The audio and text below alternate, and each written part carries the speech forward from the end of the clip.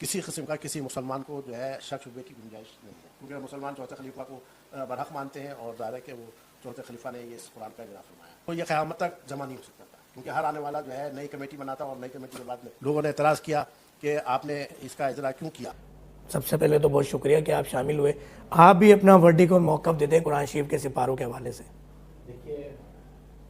तवारीख़ हमें बताती हैं कि पहले खलीफा के दौर में जब जंग हुई तो दूसरे खलीफा को ये एहसास हुआ कि शायद क्योंकि क़ारी कुरान जो है, जो हाफिज़ कुरान थे, वो ज़्यादातर शहीद हो गए, तो उन्होंने चाहा कि इसको कंपाइल करके एक कुरान हकीम का इजरा किया जाए, किताबी शक्ल दे दी जाए। क्योंकि किसी सहाबी के पास जो है 50 सूरत थे, किसी के पास 60, किसी के पास 100, किसी के पास 114 पूरे सूरत थे। लेकिन ज़ाहिर है कि उनका 2 साल का पीरियड था, तो 2 साल वो नहीं हो सका। उसके बाद दूसरे खलीफा के दौर में उन्होंने भी कोशिश की, लेकिन वो भी मुकम्मल नहीं हो सका। फिर तीसरे खलीफा के दौर में भी उन्होंने फिर एक कमेटी बनाई और उस कमेटी ने मौजूदा कुरान की जो तदवीन है, 30 पारे और रुकू, ये तमाम चीज़ें जो है ना, मतलब उन लोगों ने तीसरे दौर में हुई। लेकिन जब उनका भी दौर ख़त्म हो गया,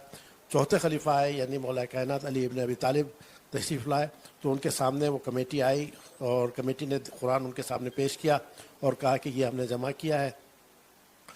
तो उस पर मौला कायनात ने उसको देखा और उसके ज़ेर ज़बर पेश लगाए, उसके ऊपर आराब लगवाए, और उसके बाद ये जो कुरान हकीम है जो मौजूदा हमारे हाथों में है, इसका इजरा करने वाले पब्लिशर जो है वो मौला कायनात है। यानी इससे पहले कोई खलीफा जो है वो ना कर सका। और जब आपने इसको पब्लिश किया आराब लगाने के बाद मौला कायनात ने, तो शियों ने, चूँकि वो पहले इमाम ने दिया था इसलिए कबूल किया, और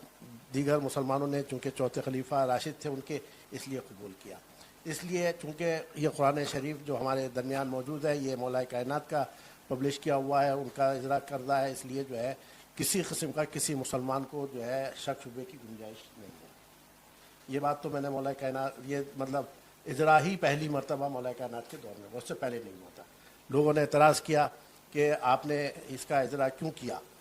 जबकि पहले खलीफाओं ने जो है ना, मतलब इसको कुरान को लेके जब दिला दिया था नई कमेटी, तो कहा, मौला कायनात ने का जवाब था